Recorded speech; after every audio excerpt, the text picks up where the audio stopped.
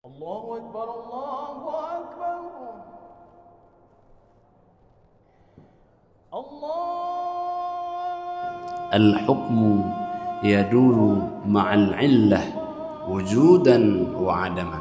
Adalah hukum itu didasarkan kepada ilat, alasannya. Ada tidaknya itu tergantung kepada ilat.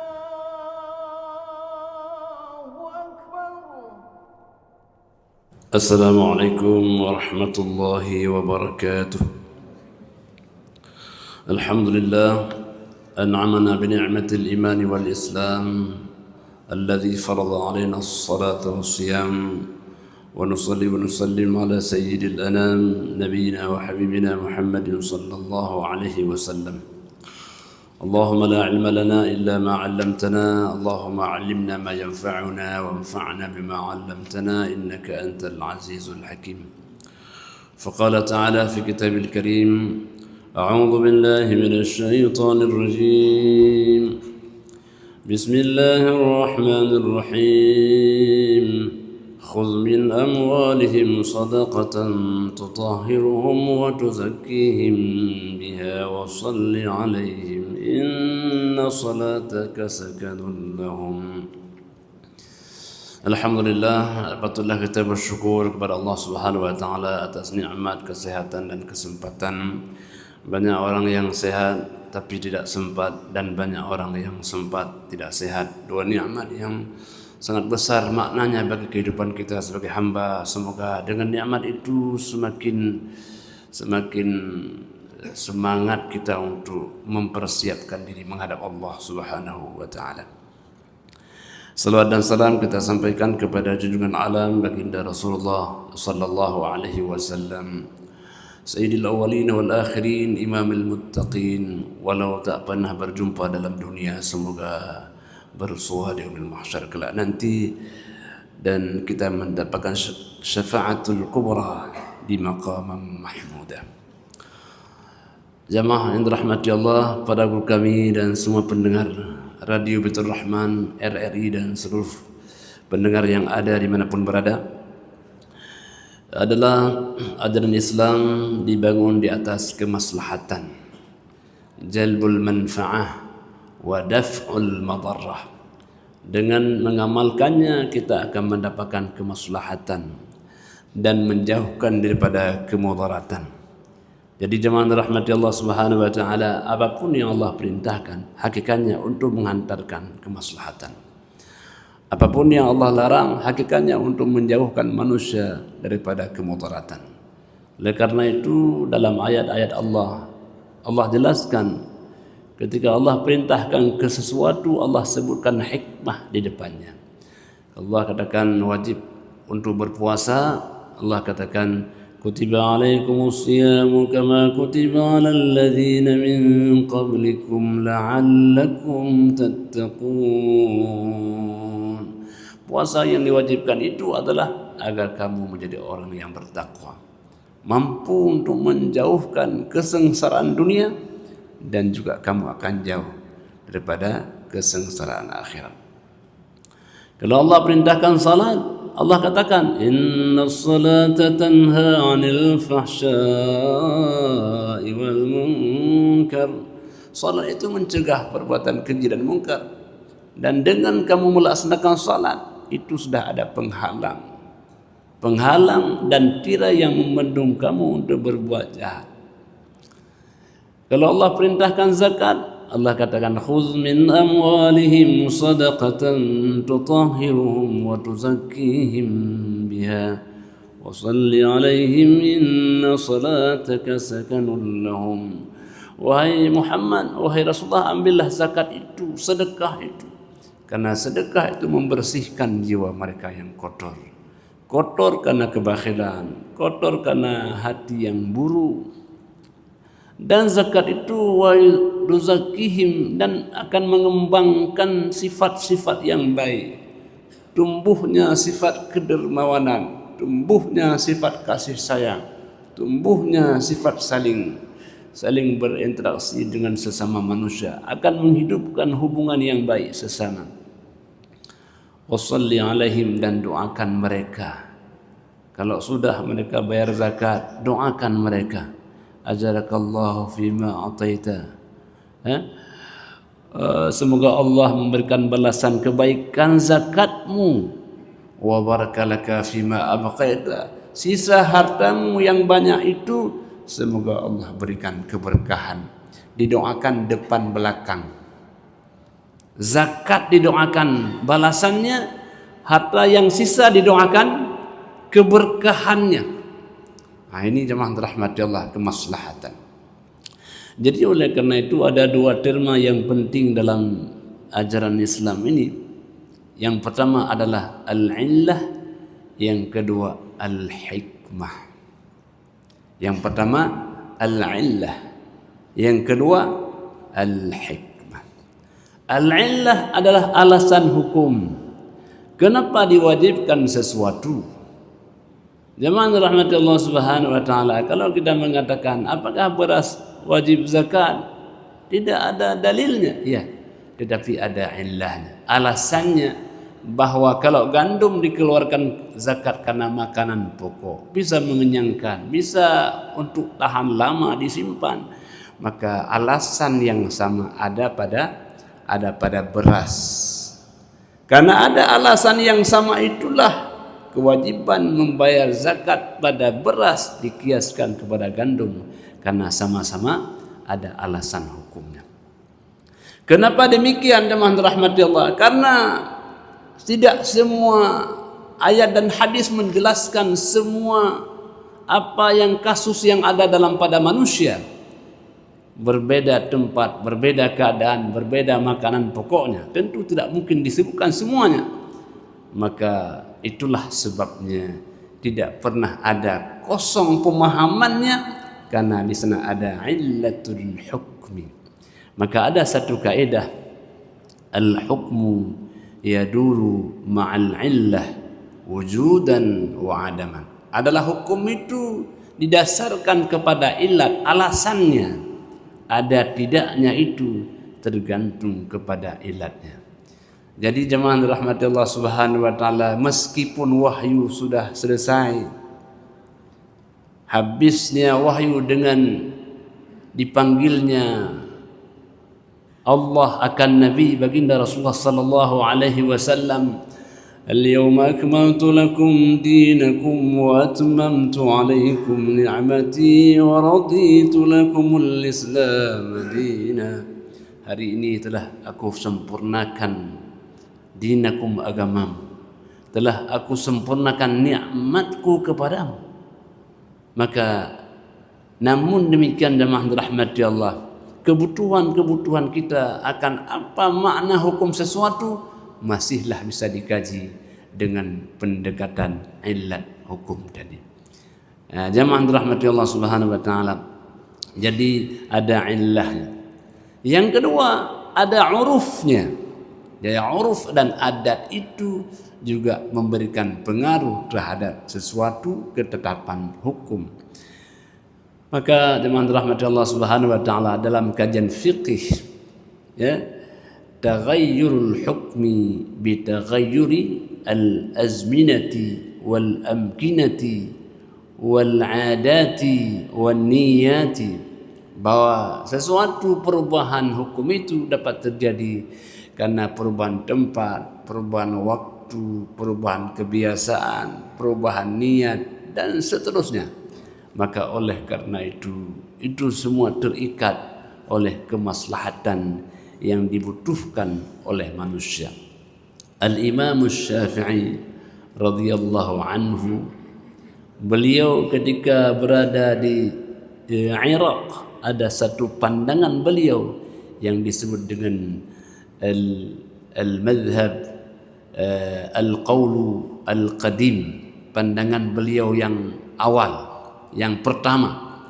Tatkala beliau berpindah ke Mesir, maka ada al-qawlul jadid, satu pendapat yang baru. Kenapa hal itu terjadi tadi? Karena berbeda tempat tentu ada perubahan yang terkait dengan tatanan kebutuhan manusia. Hamba Allah yang dimuliakan oleh Allah Subhanahu wa taala, maka kalau kita lihat juga dalam Islam ada ayat yang mana Allah mengatakan ma nansakh min ayatin aw nunsiha na'ti bi khairin minha aw mithliha alam ta'lam anna Allah ala kulli syai'in qadir. Kata Allah, tidaklah kami menghapuskan satu ayat atau kami lupakan satu ayat itu kecuali kami akan datangkan ayat lain, informasi lain yang lebih baik daripada itu atau seumpamanya. Ya, karena Allah Maha tahu kapan ini berlaku dan kapan yang kemudian lain lebih baik. Maka jemaah rahmati Allah Subhanahu wa taala, pada awal-awal sebelum ada ayat warisan, orang boleh berwasiat untuk ayahnya, untuk anaknya. Nanti bila saya sudah tidak ada, maka harta yang fulan untuk anaknya, boleh pada awalnya. Tetapi kemudian setelah turun ayat warisan, maka itu dinasakhkan. Maka Allah mengatakan, yusikumullahu fi auladikum lidzakari mithlu haddil unsayain fa in kunna nisaan fawqa ithnatayn falahunna thulutha ma tarak. Allah mengatakan telah diperintahkan kepada kalian bila nanti ada anak laki-laki dan anak perempuan, ketika seseorang meninggal maka anak laki-laki mendapatkan 2 bahagian anak perempuan. Ya. Apabila ada satu anak perempuan maka dia mendapatkan setengah. Bila lebih dari 2 maka mereka mendapatkan 2/3 dari wasiat itu, daripada warisan itu. Maka dengan ada ayat warisan itu maka dinasakhlah, dihapuslah kebolehan untuk berwasiat kepada ahli waris. Sehingga Nabi mengatakan la wasiyata liwarisin, tidak boleh berwasiat untuk ahli waris. Kenapa tidak boleh? Karena di sana sudah ada bahagian-bahagiannya. Biarlah setiap orang mendapatkan kesempatan warisan atau wasiat, dan itu adalah nilai kemaslahatan. Ada yang waris dapatkan, yaitu daripada bahagian warisan.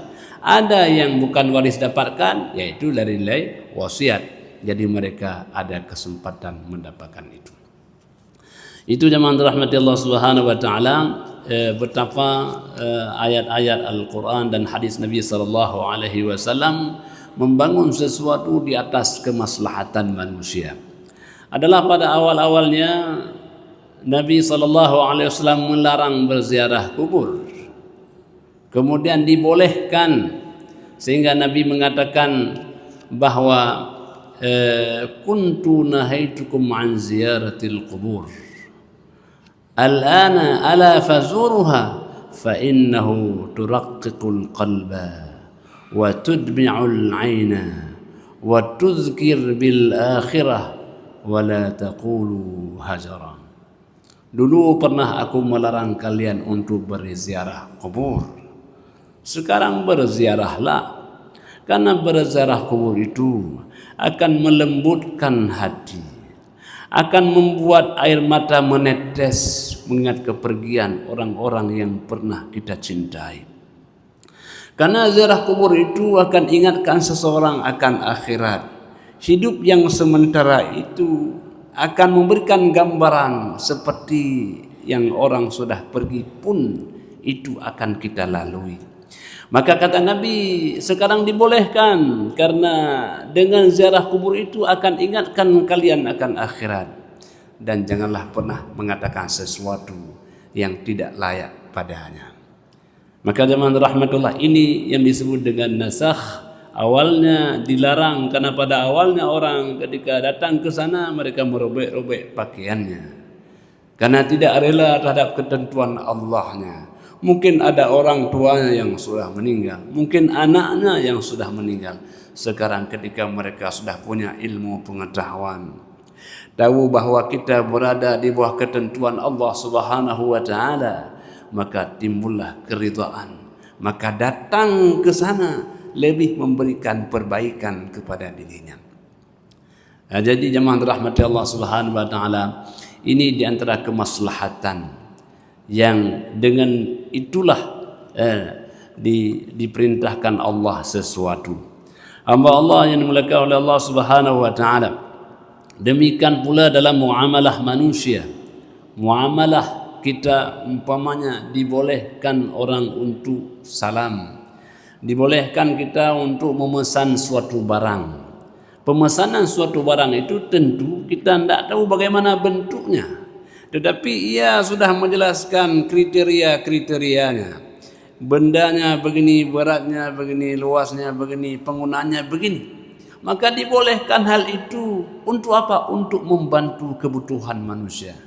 Maka karena qillatu al-gharar, memang ada sedikit gharar, ketidakjelasan, tetapi itu dapat kemudian ditutupi oleh kemaslahatan manusia. Maka jemaah dirahmati Allah Subhanahu wa taala, itulah bimbingan agama yang berasaskan kemaslahatan, yang masalah itu akarnya dua, jalbul manfa'ah wa daf'ul madarrah. Jadi akar kemaslahatan itu adalah mengambil manfaat dan menolak madarrah. Hamba Allah yang dimuliakan oleh Allah Subhanahu wa taala. Jadi kehidupan kita dalam dunia ini, baik kehidupan dunia atau akhirat, itu adalah untuk dua itu. Maka kenapa disebut bahwa orang yang paling tinggi nilai kebaikannya itu orang yang bertakwa? Karena takwa itu pada hakikatnya adalah menggapai kemaslahatan dan menolak kemudaratan. Jadi makanya Imam Ibnu Hajar Al-Asqalani memberikan definisi agar kita mencapaikan maslahat itu bagaimana Pak Imam? Kata beliau ada 4 kriteria. Kriteria yang pertama, hiduplah engkau sebagai orang yang tawadhu. Rendahkan hatimu, maka kamu akan diangkat oleh Allah Subhanahu wa taala. Yang kedua, wara'. Hendaklah engkau berhati-hati dalam makan minummu, dalam semua aktivitasmu, karena khawatir engkau akan berbuat dosa. Khawatir berbuat dosa, maka kamu tidak akan berdosa. Kemudian yang ketiga, kata beliau adalah hendaklah engkau menjadi orang yang qanaah. Apa qanaah? Orang yang selalu merasa cukup. Sehingga apapun yang kau dapatkan, kau bilang apa? Alhamdulillah ya Allah, ini pun sudah lebih dari cukup. Karena kebanyakan manusia mengatakan, waduh ini tidak cukup ini. Karena tidak cukup maka dia cenderung berbuat dosa untuk mencukupkannya. Dan dunia tidak pernah akan cukup. Yang namanya dunia tidak ada kata cukup. Bagaimana juga untuk mengadakan kata cukup? Hanya orang bertakwa sajalah yang mampu mengatakan saya sudah cukup. Nabi mengatakan sallallahu alaihi wasallam, ya, ma law kana li ibni adam wadiyan min dhahabin, andai kata manusia diberikan satu lembah emas, labtagha wadiyan akharah, sungguh dia mengatakan kalau ada satu lembah lagi. Wa ma mala'abna batnu ibni adam illa turab, kama qala Nabi. Dan tidak akan pernah penuhnya perut manusia ini kecuali dimasukkan tanah ke dalamnya. Begitulah filosofi kehidupan dunia. Maka orang yang bertakwa itu siapa? Orang yang bisa mengatakan saya alhamdulillah sudah cukup Pak. Nikmat yang Allah berikan, gaji yang Allah berikan, harta yang Allah, alhamdulillah. Ini baru kita merasakan nikmat hidup. Orang belum bisa merasakan nikmat hidup itu kalau belum dia bisa mengucapkan alhamdulillah dalam hidupnya atas semua apa yang Allah berikan kepadanya. Lalu orang yang bertakwa yang ketiga, yang keempat adalah orang yang yakin. Yakin bahwa setelah hidup ada mati. Setelah dunia ada akhirat. Ya, jadi kehidupan yang nanti yang lebih jauh, kita yakin bahwa Allah Subhanahu wa taala selalu membersamai kita dalam semua derap langkah yang kita lalui. Allah bersama. Jadi merasakan kebersamaan Allah dalam hidup kita itu adalah nikmat yang luar biasa. Kita merasakan hadirnya Allah dalam semua aktivitas kita, itu satu nikmat yang luar biasa. Jadi jemaah rahmat Allah, marilah kita mampu mengamalkan ajaran ini dengan baik, dengan yakin kepada Allah. Tidaklah Allah perintahkan sesuatu kecuali itu adalah manfaatnya kembali kepada manusia. Allah tidak butuh ibadah kita, tapi kitalah yang sangat berhajat beribadah. Itu hakikatnya adalah untuk membawa kemaslahatan kepada diri kita sendiri. Jemaah rahmati Allah Subhanahu wa taala, kemaslahatan itu dalam muamalah. Dalam muamalah jemaah rahmati Allah Subhanahu wa taala, bila ada kemaslahatan pribadi kita, lalu ada kemaslahatan orang lain, bila kita lebih mendahulukan kemaslahatan kita mengganggu kemaslahatan orang lain, maka kemaslahatan orang lain yang lebih ramai lebih didahulukan. Maka dalam istilahnya taqdimu maslahatil ammati ala maslahatil khassah, mendahulukan kemaslahatan yang lebih banyak ketimbang kemaslahatan pribadi kita. Kita kalau ada acara undangan kan kita kadang parkirnya kalau dekat ya lebih enak kan. Tetapi kalau dekat kita parkir, orang tidak bisa keluar. Kalau jauh kita parkir, orang lain enak keluar, kita yang susah berjalan. Nah, kira-kira pilih yang mana? Pilih yang jauh kita parkir, biar orang lain bisa keluar. Kenapa demikian? Begitulah agama kita perintahkan. Dahulukan kepentingan orang banyak, dan orang itu akan mendoakan kita. Walaupun tak mendoakan dengan kata-kata, tapi mereka mendoakan dengan perbuatan. Baik kali akhlak bapak itu ya, biar jauh dia parkir, alhamdulillah kita akan bisa keluar enak. Jadi itu jamaah rahmatullah, mendahulukan kemaslahatan orang lain ketimbang kemaslahatan akan dirinya sendiri. Jadi oleh karena itu apapun yang kita kerjakan, kita selalu memperkirakan orang lain. Kalau saya taruh kendaraan di sini, orang bisa keluar enggak ya? Kalau saya berjalan ini mengganggu orang tidak ya? Jadi demikian prinsip kemaslahatan itu, dan itu adalah satu hubungan interaksi yang luar biasa. Jadi kebaikan kita ini dinilai oleh orang lain. Jadi siapa yang dianggap suami yang saleh, penilainya adalah istri. Siapa istri yang salehah, nilainya adalah oleh suami. Jadi demikianlah kehidupan kita. Siapa yang menilai tetangga, tetangga di sampingnya, bapak itu masya Allah pak baik sekali. Nah, jadi dialah penilai terhadap kita, dan kitalah yang menilai kita. Dia demikian hidup kita antara satu dengan yang lain. Hamba Allah yang dimuliakan oleh Allah Subhanahu wa taala, itu poinnya, wadafu ad-dararil akbar bid-daral adna, menghilangkan kemudaratan yang besar walaupun ada sedikit kemudaratan yang kecil. Ya, hamba Allah yang dimuliakan oleh Allah Subhanahu wa taala, maka dalam pada itulah ya poin-poin kemaslahatan ini dibangun. Kemudian yang kedua ada al-hikmah. Tadi ada al-illah, kemudian ada al-hikmah. Apa makna al-hikmah? Al-hikmah hiya al-atharu minal amal, dampak daripada amal sesuatu.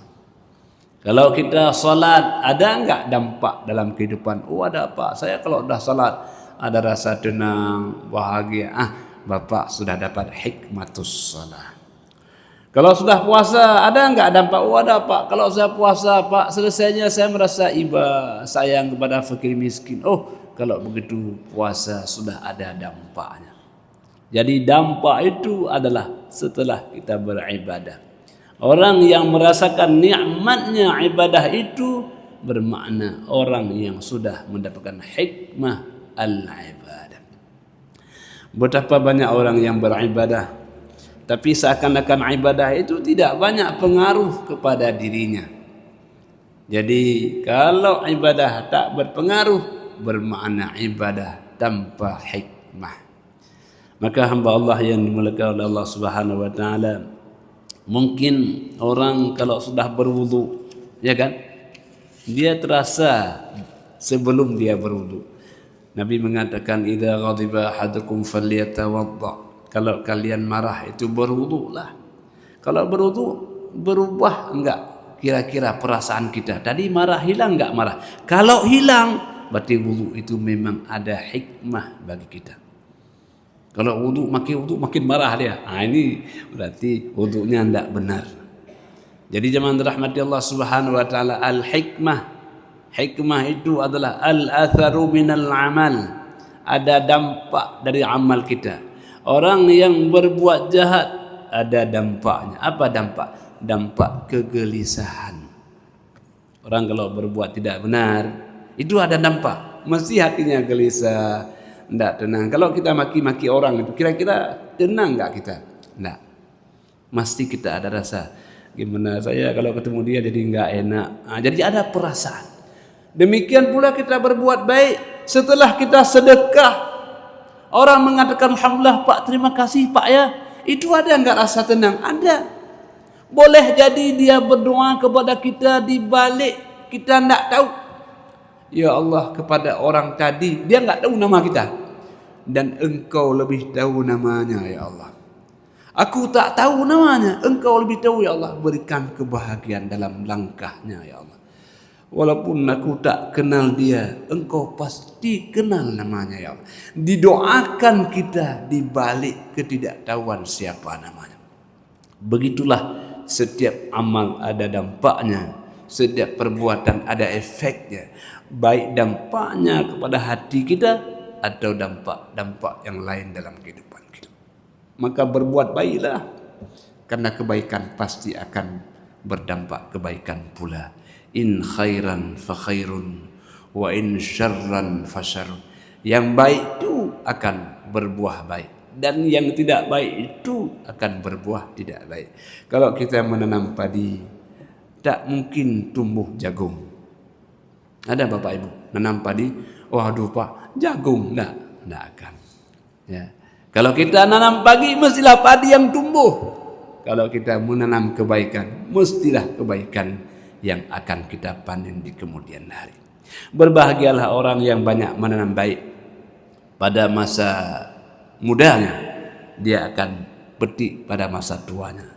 Berbahagialah orang yang menanam kebaikan masa hidupnya, nanti dia akan petik pada masa matinya.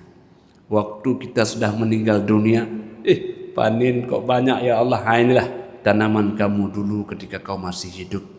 Maka oleh karena itu kata Nabi SAW,